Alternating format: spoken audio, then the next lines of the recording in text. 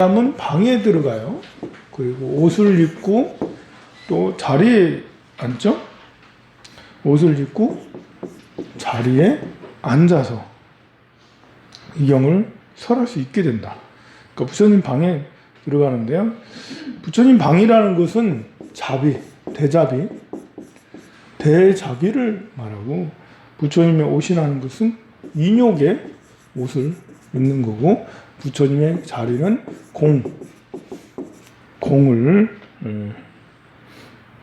부처님의 법이 공한 것을 아는 것이죠.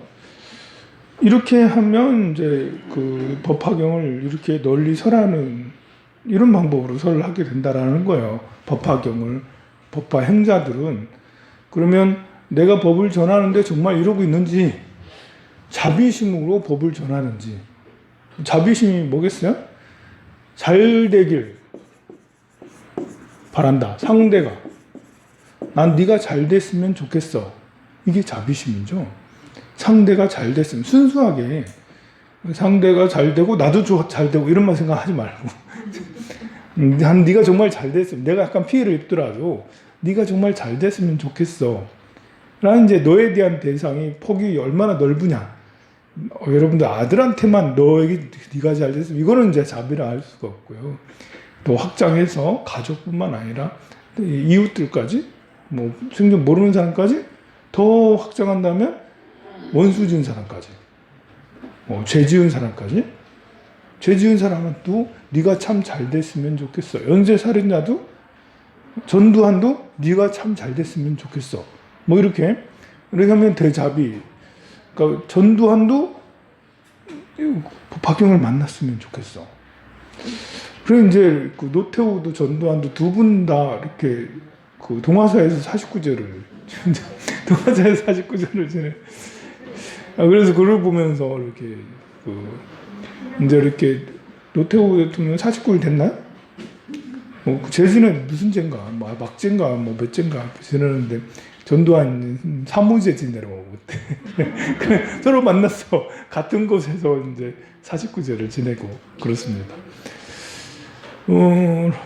기도의 효과가, 나는 기도의 효과가 있다고 제가 믿거든요. 그래서 전두환 49제 지내면 전두환이 극락왕생을 한다? 이런 말은 차마 못하고 이런 말은 차마 못하고, 이렇게 그런 말을 이제 그 SNS에 썼다가는 이제 몰매를 맞을 거고.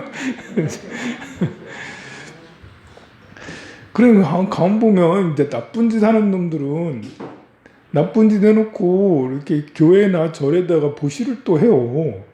그러면 스님들이나 목사님이 또 빌어줘요. 축원해주고. 야, 이거 뭐지? 나쁜 짓 하면 과보를 받아야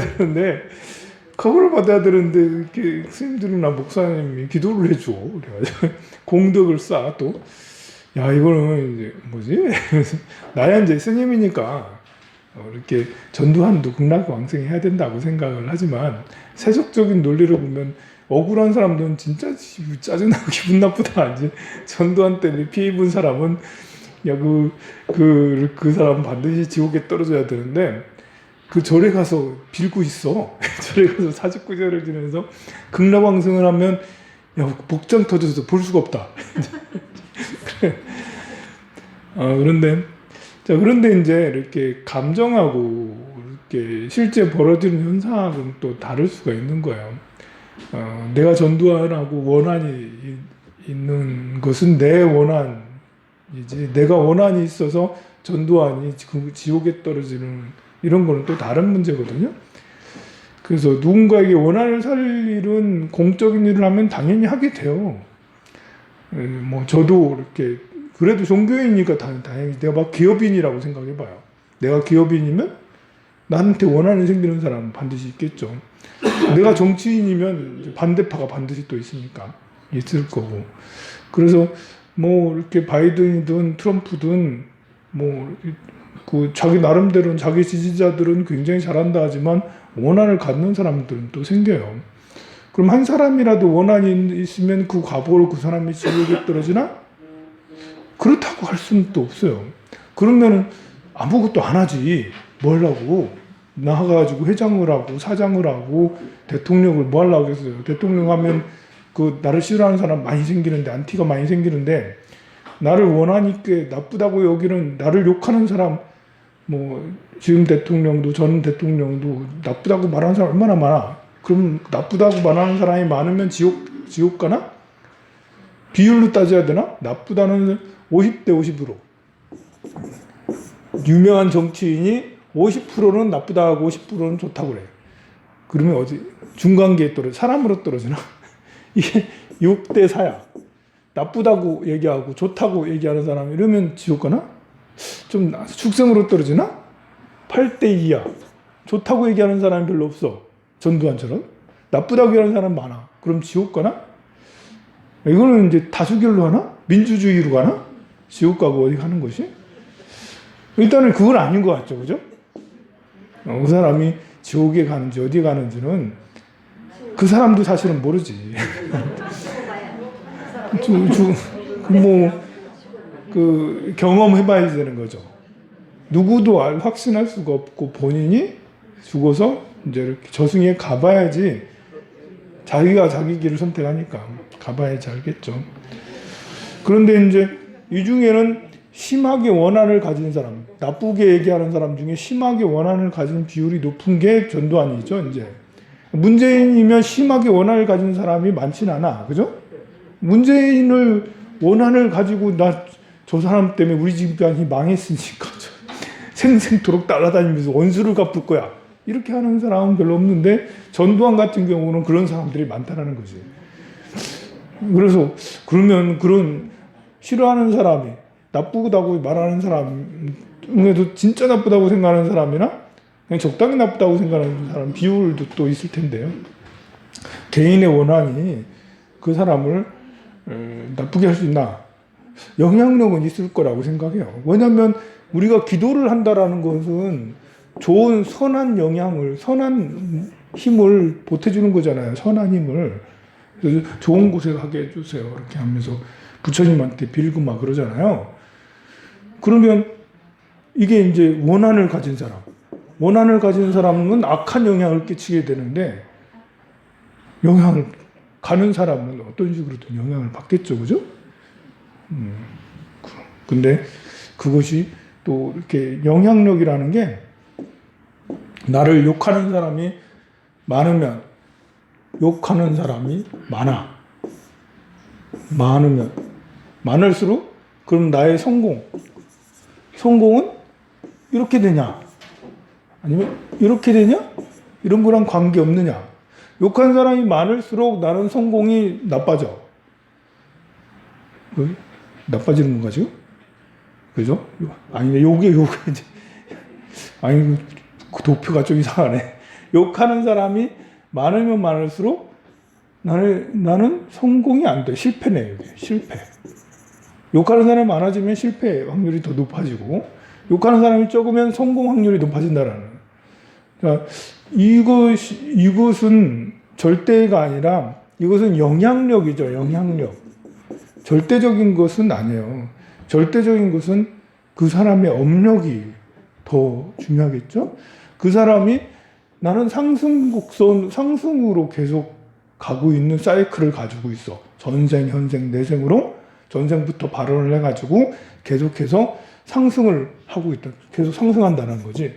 우상향을 하고 있는 사람일 수 있잖아요.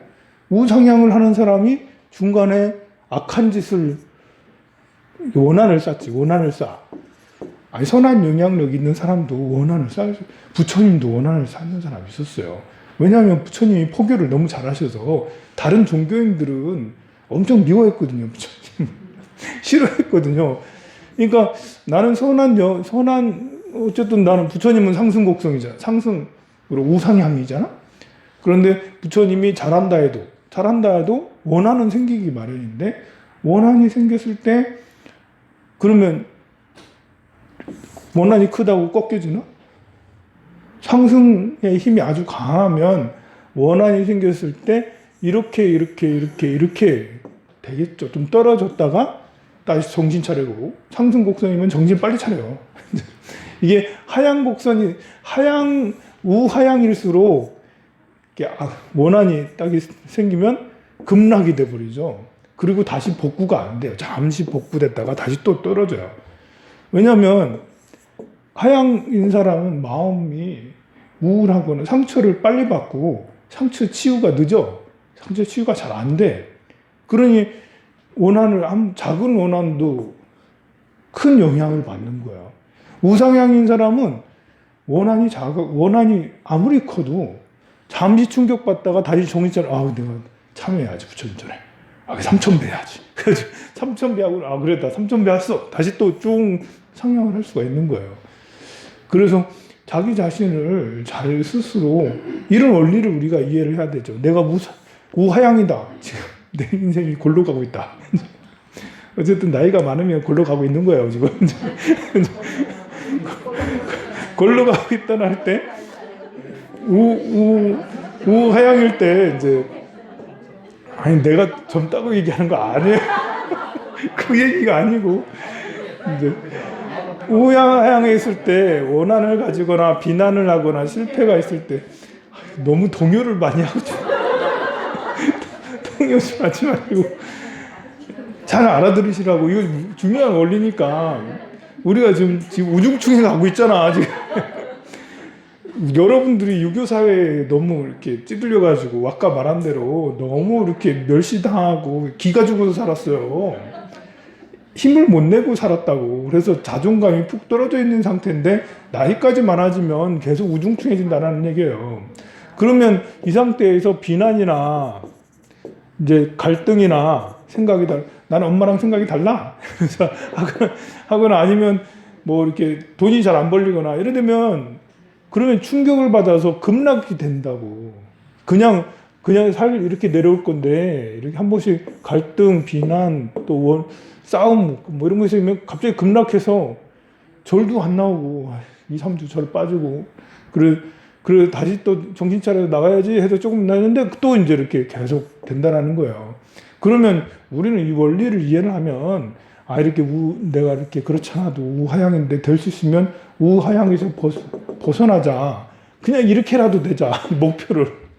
지금 이 상태만이라도 유지하는 걸로 가자. 그리고 그렇게 하기 위해서는 그래도 경전을 공부하고 뭐 이렇게 수행을 하고 기도도 하고 이렇게 하면 더 이상 나빠지진 않을 거야. 그리고 한 번씩 나오는 충격 이런 것에서 무덤도 배시자라고 스스로 다짐을 해야죠. 싸울 수도 있고 절에서 나오면 서로 미워할 수도 있고 서로 갈등할 수도 있고 싸울 수도 있고 별로 이상한 일도 생길 수 있는 거잖아요. 그럴 때마다 푹 떨어지지 말고 또 살짝 떨어졌다가 살짝 떨어 다시 더 금방 원상복구할 수 있는 마인드를 가져야 된다. 알겠습니다.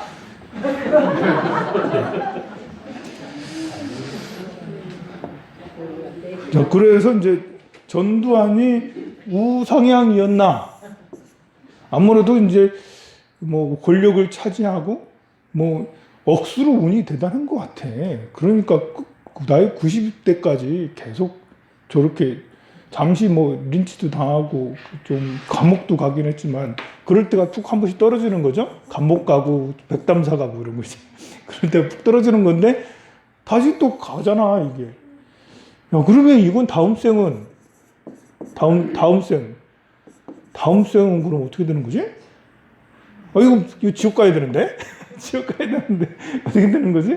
또 빌어주기까지 동화사 약사 대불 어마무시한데 거기서 스님들도 많잖아. 거기 빌어주기까지 야 이거 참 난감하네요, 그죠? 그렇지만 사람에게 이게 생의 주기라는 것이 영원한 우상향은 없어요. 그러니까 지금 이 생은 우상향이었다 하더라도 다음 생은 이렇게 될 수도 있으니까요. 이렇게 원력이 크면 클수록 한 생, 두 생, 세 생, 네 생, 다섯 생 계속 발전을 해요. 우상향이 10생, 20생까지, 500생까지 계속 우상향이었던 건 부처님이죠. 그래서 그런 깨달음을 얻었던 거고요. 대부분의 사람은 전생에 몇 생을 공덕을 지어서 몇 생은 이렇게 갔다가 전두환이 지금이 정점일 수 있지. 최고 꼭대기였을 수도 있다고. 그러면 이제 그 다음 생부터는 이제 우하향으로 점점점, 왜냐하면 여기서 나쁜 짓들을 했기 때문에 이것들이 과부가 익어서 다음 생에 이렇게 될 수도 있어요. 근데 그렇지 않을 수도 있죠. 또 절에 또 법문을 또 듣고 영가를 쓸 때 사십구제 지내면서 법문을 듣고 정신을 차려가지고 떨어지다가 다시 또 상향을 갈 수도 있는데 아무도 알 수가 없어요. 다만 이 사람이 우상향으로 갈 때 저는 전두환이 좋은 데 가기를 바라요. 왜냐하면 좋은 데 가서 선한 영향력을, 착한 일을 많이 하라고. 나쁜 일을 많이 했으니까 이제는 착한 일을 하라고. 이게요, 나쁜 일을 어마무시하게 많이 한 사람이 내려갈 때 나쁜 일을 더 많이 할 수도 있거든요. 그럼 얼마나 험악해지겠어요. 전두환이 나쁜 데 가가지고 나쁜 짓을 더 많이 해봐. 그러면 안 돼. 그러니까 나쁜 일 이제 그만하고 선한 걸 하라고. 그래서 절에 다니는 사람은 누구나를 다 용서하고 누구나 다 극락세계 가시라고 원수도 그렇게 하는 겁니다. 자, 그러려면 대자비, 일단 열애의 방에 들어가, 열애의 대자비 방에 들어가서 옷을 입고 인욕을 입고 열애의 자리에 앉는다라는 게 공. 요거를 이제 대자비심과 인욕을 참아야 되는 거죠. 인욕. 우리가 이제 한 번씩 안 좋은 일 생기면 충격을 팍 받잖아요. 충격을 툭 받아서 뭐 거짓말을 하거나 배신을 당하거나 갈등이 있거나 화를 내고 나면 한 번씩 푹푹 떨어지는데 그때 인욕의 힘이 참 중요해요. 이렇게 누가 나를 공격할 때 팍 기운이 떨어지니까 같이 또 싸우면 그러면 이제 더 떨어지게 되니까 결국은. 근데 인욕을 하고 내가 비난받아도 참아야지 이러면서 참는 것도 사실은 필요해요. 화를 내지 않고 왜 참아야 이러면서 일을 안 보고 이런 것도 필요한 것 같습니다. 야광이여, 내가 다른 국토에 변화해야 된 사람을 보내어 그 사람을 위해서 법문을 들을 사람을 모으게 한대. 그러니까 이제 법화경을 내가 설한다고 하잖아요. 그럼 여러분들은 부처님이 보내신 분이요. 부처님 다른 사람을 보내서 법화경이 원만하게 잘 설해질 수 있도록, 도량이 될 수 있도록 한다라는 거예요. 그러니 이렇게 스님들 중에 불사하시는 분들 중에 법화경 하시는 분이 의외로 많아요. 이거 약속이잖아. 내가 조화를 법회 할게요 이렇게 하는데 방생 갈게요 하는데 아무도 안 와봐. 그 난감하잖아. 순례가 화엄사 순례가요 그러는데 접수가 5명 접수되거든. 이러면 취소하고 이래야 되는데 법화경을 막 독송해야지. 나무비법연화경, 나무비법연화경, 나무비법연화경 하루 하니까 한 명 또 늘고 나무비법연화경 또 하루 또 그 다음에 또 한 명 더 나무비법연화경 한 명 또 늘고 그렇게 해서 된다라고. 그래서 이제 그 가게를 자영업을 하고 있는 분들이 장사 안 되고 할 때 법화경을 사경하고 있으면 법화 도량이잖아. 법화경은 아니 고깃집을 하더라도 삼겹살집을 하더라도 법화경을 하고 있으면 거기가 절이지. 그럼 법화경을 하고 있으면 아무도 안 오고 때 그 우울해하지 말고 법화경 하고 있으면 보내주신다잖아. 보내주신다. 아니 그 사람은 고기 먹으러 오는 게 아니에요. 그 사람은 법화 도량에 오는 거예요. 법화 도량에 와서 법화경을 그 사경하고 수행하는 사람에게 공양을 올리는 거예요. 와가지고 밥 먹어주잖아. 그러면 이익이 생기잖아요. 그러니까 공양을 올리는 거예요. 그 사람이. 그렇게 이제 생각을 하시고 여러분들도 이렇게 주변에 전할 때 그렇게 말씀하시면 제가 말한 대로 스님의 말이 조금 약간 너무 확장해서 막 나가는 것 같지만 그래도 그렇게 하시는 게 훨씬 더 낫습니다. 이렇게 가게를 하시거나 자영업 하시는 분들 가게에서 안 될 때 법화경 많이 해라. 그러면 부처님이 보내주신다 하지 않느냐. 사람을 보내준대. 그 사람이 와가지고 옷을 사거나 뭐 먹어주면 이익이 남으니까 너한테 공양 올리는 거야. 법화경 하고 있으니까. 그렇게 해서 확신을 주도록 그렇게 하세요.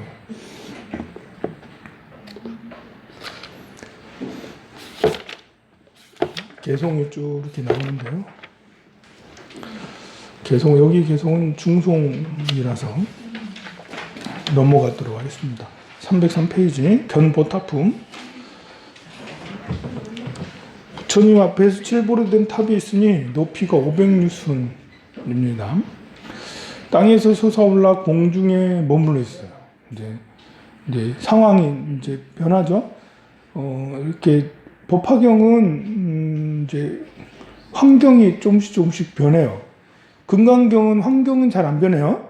금강경은 기원종사에 부처님이 탁발하고 나서 발을 씻었다. 뭐 이렇게 그게 환경이야.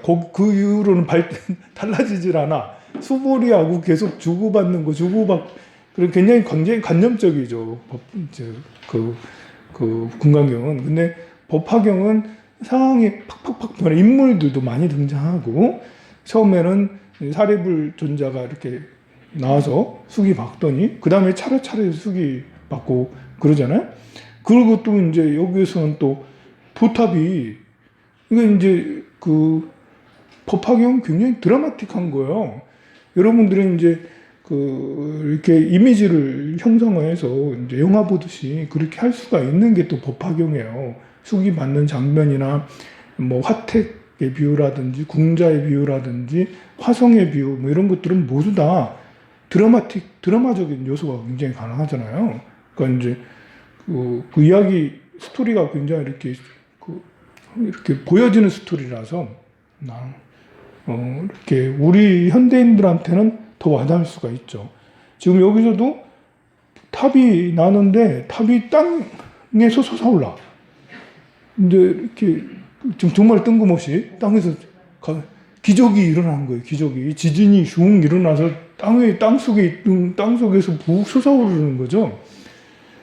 땅에 솟아오를 때 땅이 갈라졌을지 안 갈라졌을지는 모르겠지만 이게 화에서 올라오는 거라서 진통 변화로 올라오는 거라서 뭐 그림자 올라듯이 그렇게 될 수도 있지만 실제로 이제 이렇게 만져지는 그런 것처럼 올라올 수도 있겠죠. 어쨌든 땅에서 솟아올라서 공중에 머물렀어요. 그리고 갖가지 보물로 장식되었습니다. 그 탑의 장식이 어떻게 되어 있는지 난간이 5천이고 감실이 1000만이고 단기 번기로 꾸미었고 영락을 두르고 법의 풍경이 만억기 그 위에 달렸다. 이제 황룡사 구층 목탑이 어떤 식으로 되었나라고 이제 상상을 한다면 이처럼 될 수 있겠죠. 여기처럼. 그 당시 사진이 없어서 기록이 없어서 잘 모르겠지만 그래도 경전에 의거했을 거라고요. 보물로 장식 난간이 5천 있고 감실도 있고 감실도 곱고 감실이라는 게 이렇게 감실이라는 거는 예를 들면 이제 나무를 이렇게 파가지고 그 안에 부처님을 모시는 거거든요. 방처럼 생각하면 돼. 방, 감실, 부처님을 모시는 방. 큰 방 말고 조그만. 그래서 감실을 들고 다닌다는 것은 이렇게 평상시에는 통나무였는데 예경하려면 딱 열어. 그러면 이제 열려서 그 안에 부처님 딱 모셔지는 이런 걸 보고 감실이라고 그래요. 이게 덮여져 있어서 이렇게 경주에 가면 감실 부처님 있는데 좀 할머니처럼 생겼거든 부처님이. 그런데 이제 이렇게 상이 이렇게 있으면 상 위에 이렇게 동그랗게 이렇게 덮어주셨어. 막지는 않고 덮어줘요. 뭐 씌운 것처럼 이렇게 작은 비닐하우스 텐트 친 것처럼 그렇게 그걸 보고 감실이라 하면 돼요. 그러니까 이제 그 황룡사 구축 목탑에는 감실도 참 많았겠다. 그리고 단기, 번기, 현수막처럼 쭉 내리고 이렇게 거는 뭐 이런 것들이에요. 그리고 영락 이런 게 들이었고 풍경이 많았다. 풍경이 많은 건 기록이 나와 있어요. 경주 시내에서 어디서든 황룡사 목탑의 풍경 소리를 다 들을 수 있었다라고 그렇게 해서 기록이 남아 있습니다. 사면에는 다마라발전 단양 향기가 나왔고 일산과 금은율이 이런 칠보로 만든 높이가 4,000원 궁전까지 높았다 라옵니다. 지금은 요 앞에 엑스디움이 훨씬 더 높아요. 지금은 이제 주상복가 아파트들이 얼마나 높은지 200m, 400m인가요? 전 세계에서 가장 높은 우리 롯데만 해도 그게 한 350m 정도 되나? 그럴 거야 아마.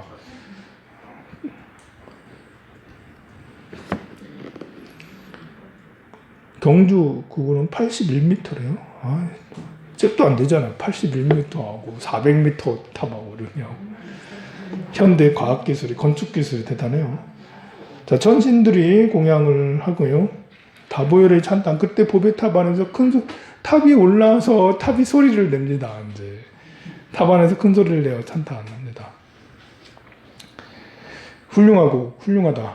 석가모니 부처님을 찬탄하는 거예요. 세종께서 평등한 큰 지혜로서 보살들을 가르친 법이며 보살들의 혼념하시는 묘법면화경을 대중들에게 말씀하십니다. 석가모니 세종께서 말씀하시는 거 모두 진실이다. 그래서 이제 다보불은 증명불이다. 법화도량에서 법화경을 설하는 것을 증명해 주셔 나타나신 거다.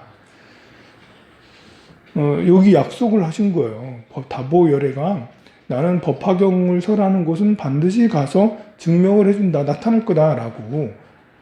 그래서 이 앞에도 앞 시간에도 탑을 조성하라고 했는데 이걸 읽으면 탑을 조성 안 할 수가 없어요. 일부러라도 다보탑이 있어야지. 일부러라도 다보탑이 있어야지. 내가 법화경을 이렇게 설법을 하거나 법화경이가 도량이 지금 되어지는 곳이지. 내가 평생을 법화경을 했는데 다보탑이 안 나타날 리가 있나, 그죠? 꿈에서는 나올지 몰라도 실제로 제가 30년 동안 법화경을 계속 강의한다고 탑이 갑자기 숭 올라와서 그러기는 어려울 거다, 그죠? 그러긴 진짜 어려울 것 같습니다. 그래서 뭐 하겠어요? 내가 법화경을 계속 강의하다 보면 안 되겠다. 이제 탑을 내가 세워야지. 그래서 그러는 거예요. 어제 그저께 화엄사에 갔는데 화엄사에 각항전이 이렇게 있어요. 근데 각항전은 3전불이 있는데 석가모니 부처님하고 한쪽이 다보 부처님이더라고. 특이하다. 화엄사는 화엄경을 하는 데인데 다보 부처님이 있고 이쪽은 아미타불이 있는 거죠. 뭐지? 이게 그럼 각황전은 이거는 좋은갑다. 각황전은 이제 여기서 말하는 법화도량의 각황전이다. 거기 대웅전이 있거든요. 대웅전은 비로자나 부처님 모셨는데 그거는 이제 대방광불 화엄자잖아. 그러니까 화엄경 도량이지만 각황전은 1700년쯤에 이제 이렇게 지었는데 그 개허스님이라는 스님이 원력을 세워서 지었는데 아마 법화경을 신봉하셨는갑다. 그래서 각황전 2층 누각으로 이렇게 짓고 이제 탑으로 생각하시고 지은 것 같아요. 그러니 그게 다보탑. 그래서 안에 다보 부처님 있고 옆에 석가모니 부처님 계시잖아요. 이불병좌. 두 부처님이 양쪽에 나란히 있으면 이불병좌예요. 근데 옆에 아미타 부처님이 또 계시네? 우리나라 사람들은 고정관념이 홀수 짝수 별로 안 좋아해. 그래서 법당 안에 부처님이 2분이나 4분을 안 모셔.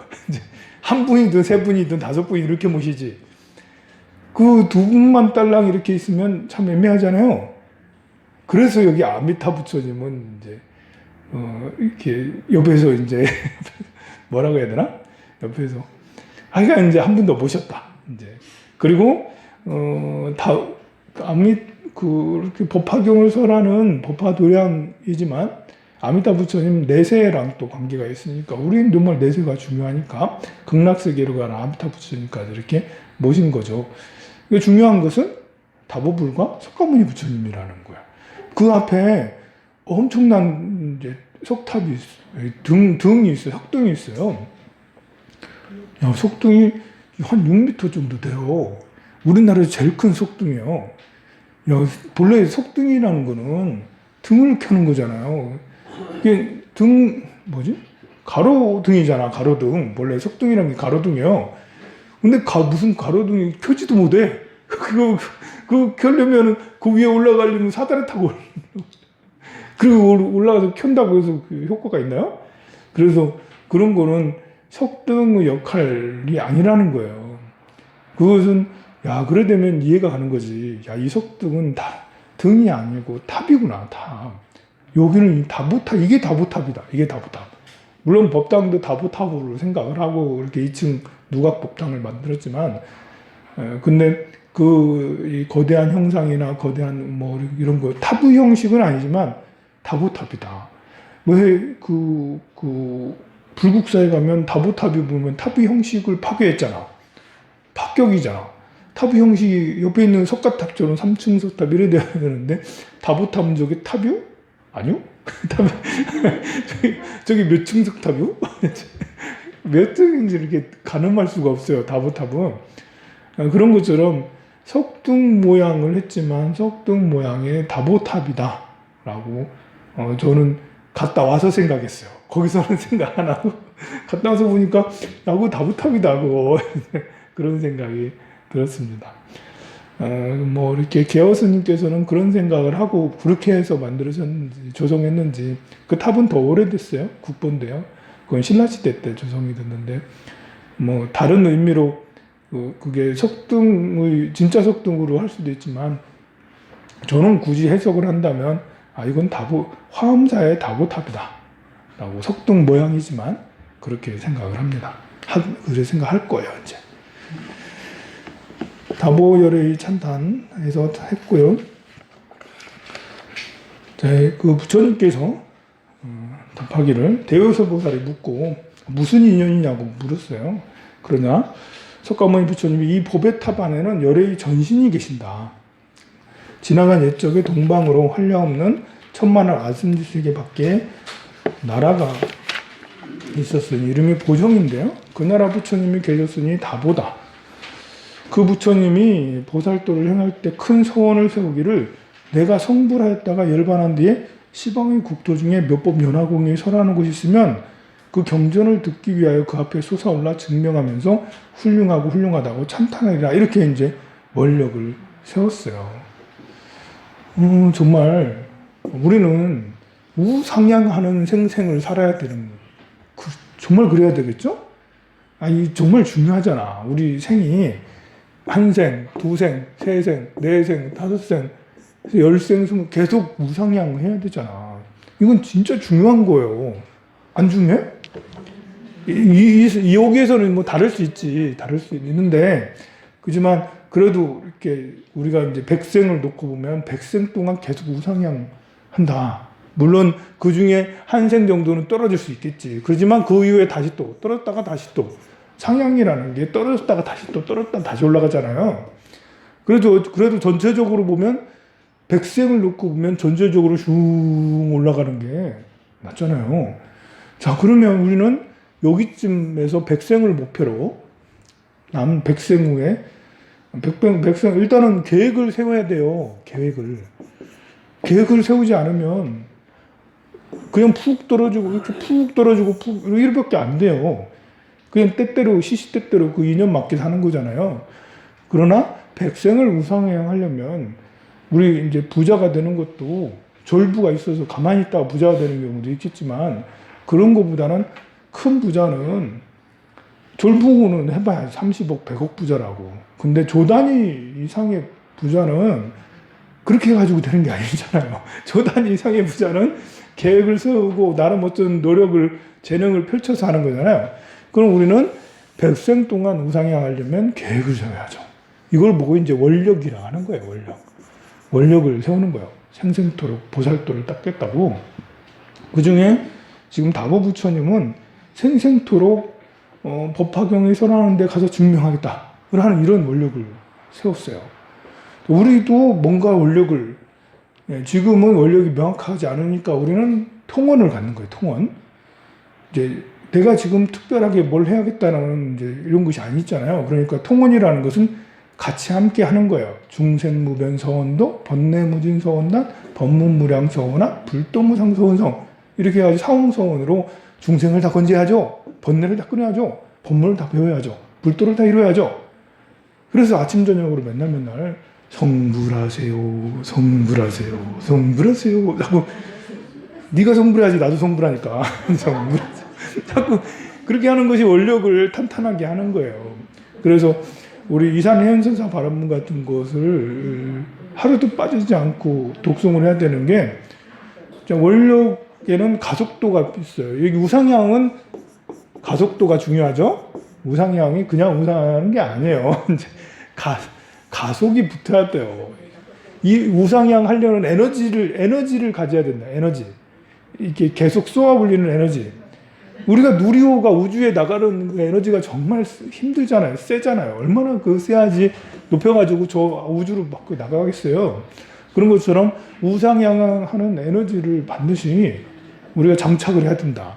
모아야 된다. 이제 여기에서. 이게 초발심이죠. 초발심. 초발심이 여기서 모으는 에너지를 모으는 거야. 초발심 때.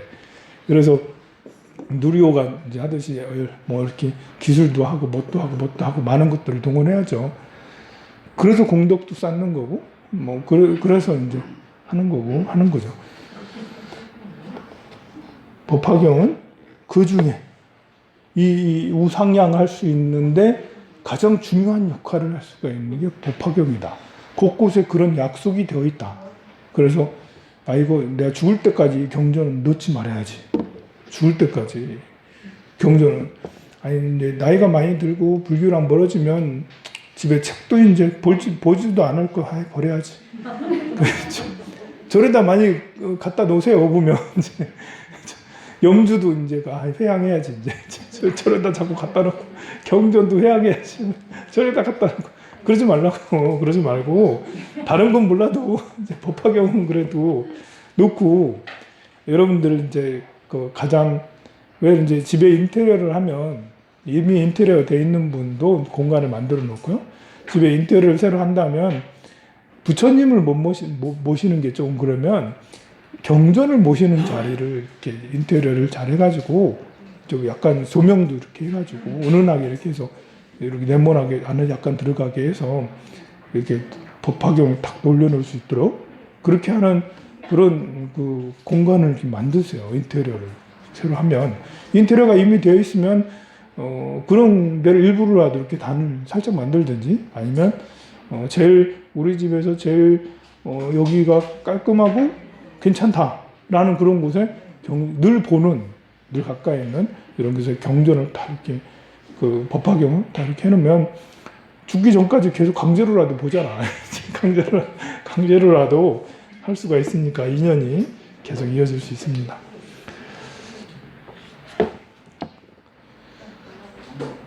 그래서 그런 원력을 세우신 분이 대요설에 지금 다보일의 탑이 몇법연하교를 설하는 것을 들으려고 땅에서 솟아올라 훌륭하다고 찬탄하는 것이다 했습니다. 그래서 계속해서 대요설 보살에게 말씀하시기를 이 다보 부처님은 깊고도 중대한 소원이 있었다. 만일 나의 법의 탑이 법화경을 듣기 위해서 여러 부처님 앞에 솟아나거든 그때 나의 몸을 그 사부대중들에게 보이려 하면 그 부처님의 분신 부처님이 시방세계에서 법을 설하는 이들을 모두 한 곳에 모은 뒤에야 내 몸이 나타나. 이렇게 이제 원력이 디테일하다는 거예요. 그냥 나타나서 증명하는 게 아니라 거기에 석가모니 부처님이 법을 설하면 석가모니 부처님의 분신이 온 우주에 가득할 거 아니에요. 그 분신이 다 여기에 모이면 그때 내가 몸을 나타내겠다. 그때 출연하겠다. 이제 주인공은 나중에 출연한다. 이제 다 모으고 나서 모이면 내가 나갈 거야. 라는, 그러니까 이제 모으라는 일종의 압력이기도 한 거예요. 그러니까 법화경이 설해지는 그 장면은 그 규모가 작지가 않은 거예요. 모이는 대중이 일단은 뭐 이제 500제자뿐만 아니라 그 많은 그 신중들까지 다 모였잖아요. 그런데 여기에서 더 나아가서 다보 부처님은 요구를 하는 거예요. 석가모니 부처님의 분신이 온 우주에 많이 있는데 그 분신들까지 다 오게 한다라는 거예요. 그 분신들이 모두 다 모여야지 그래야지 또 법화경이 완성된다라는 것이기도 해요. 본인께서 몸이 나와야지 법화경이 완성하는 거거든요. 그래야지 다 나와야지 다 분신이 다 모여야지 몸이 나오니까. 그리고 나서 이제 나중에 그 16 열애수량품을 설하는 거예요. 그냥 열애수량품을 설하는 게 아니라 이런 이 인연들이 다 모여서 다보 부처님까지 이렇게 해서 증명해서 몸이 나타져야지. 그래야지. 수기도 주고 수기를 주는 것도 다보 부처님을 출연하기 위해서 결국 다보 부처님 출연해서는 열애수량품을 증명하기 위해서 그런 거예요. 이런 작업들이 복잡다단하게 많은 인연들을 다 쌓고 해서 설해지는 경전이 바로 법화경이라 할 수 있습니다. 그래서 이제 이 많은 부처님들이 한 곳에 모여져야 되는데 그게 잘 안 돼. 그래서 308페이지, 309페이지, 310페이지 이렇게 보면 분신들을 모을 때 국토를 변화시켜요. 분신들을 부처님이 모으는데요. 미간 백호상으로 광명을 놓아서 분신을 여러 국토에 계시는 부처님을 모두 다 모아요. 근데 그게 장소가 좁아. 여러분들이 인도 가보면 알아요. 법화경설한 영산, 그 영축산에 가면 법화경설한 곳이라고 몇 평 되지도 않아. 한 서너 평 되나? 여기서 무슨 대중들이 여기 야 20명만 앉으면 꽉 차겠다. 이제 그런데 여기 보면 나오죠. 이제 309페이지 이때 사바세계가 변하여 청정해졌다. 이제 그 국토를 변화시키는 거예요. 석가모니 부처님이 유리로 땅이 되고 보배로 장엄이 되고 황금된 녹군으로 8갈래의 길에 경계를 쳤습니다. 여러 칠합과 마을과 성읍과 바다 이렇게 그런 것이 없고 잡된 것이 없고 보배만 가득하게 이제 국토를 만들었어요. 그리고 여러 부처님들께서 시자를 보내서 이렇게 안부를 물었는데요. 그래서 점점 삼천대천세계에 가득 찼으나 아니 석가모니 부처님이 한 지역에 계신 부처님도 오히려 앉지 못했어. 아니 일단은 한번 이제 변화시켜서 넓혔는데 깨끗하게 청소해놨는데 좁아. 겨우 한 곳에 계신 부처님의 대중도 다 채우지 못해서 다 두 번째 여러 분신 부처님을 앉게 하시려고 팔방으로 또다시 200만 원 나유타 세계를 변화시켜. 어마무시한 많은 세계를 변화시키는 거예요. 한 번 했는데 이거 가지고 안 돼. 그래가지고 두 번째는 엄청 큰 불사를 하신 거야. 이제 큰 뜻을 품고 어마무시하게 많이 했는데요. 그거 가지고 안 돼. 그래서 뭐 이렇게 해서 세 번째 다시 200만 원 나이타 세계를 변화시켜서 청정하게 됐어요. 지옥악이 축생이었고 천신과 인간들을 옮겨서 다른 국토에 보냈어요. 일단 부처님의 이렇게 천신과 이런 그 인간들을 옮겨서 다른 데 하고 이제 부처님들이 다 모실 수 있도록 그렇게 해놨습니다. 그래서 거기는 사자자가 놓였고 높이가 뭐 얼마큼이고 무슨 철위산 대철산의 큰